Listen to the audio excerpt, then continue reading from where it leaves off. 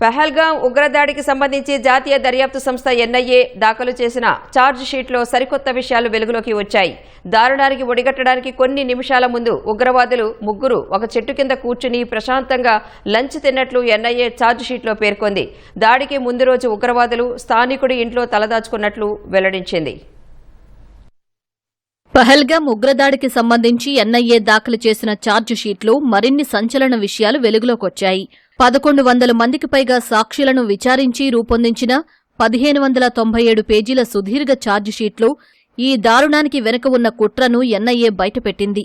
తాజాగా దాడికి సరిగ్గా ఒకరోజు ముందు ఏం జరిగిందనే దానిపై ఎన్ఐఏ కీలక విషయాలను ఛార్జ్ షీట్లో పొందుపరిచింది.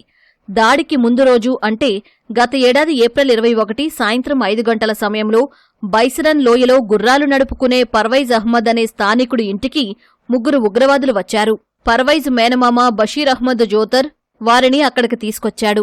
ఉగ్రవాదుల బ్యాగులు, ఆయుధాలను పర్వైజ్ తన ఇంట్లోనే దాచిపెట్టాడు. రాత్రికి భోజనం చేసి మరుసటి రోజు తినడానికి రోటీలను పార్సిల్ కట్టుకుని 10 గంటలకు అక్కడ్నుంచి ఉగ్రవాదులు వెళ్లిపోయారు.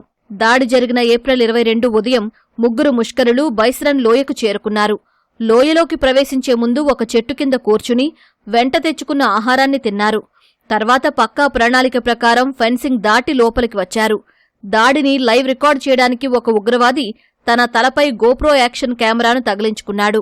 2 ఉగ్రవాదులు ప్రధాన గేటు వైపు, మూడోవాడు జిప్లైన్ చివరన పొజిషన్ తీసుకున్నారు. సరిగ్గా మధ్యాహ్నం 2 గంటల 23 నిమిషాలకు M4 కార్బైన్ తుపాకీతో మొదటి బుల్లెట్ పేలింది. వెంటనే మిగతా 2 AK-47లతో విరుచుకుపడ్డారు. ఇటు ప్రధాన గేటు, అటు జిప్లైన్ వైపు నుంచి వ్యూహాత్మకంగా కాల్పులు జరపడంతో మైదానం మధ్యలో ఉన్న పర్యాటకులు తప్పించుకోలేకపోయారు. గరిష్ట ప్రాణనష్టం కలిగించేలా ఆ ప్రాంతాన్ని ఒక కిల్ జోన్గా ఉగ్రవాదులు మార్చుకున్నట్లు ఛార్జ్ షీట్లో ఎన్ఐఏ పేర్కొంది.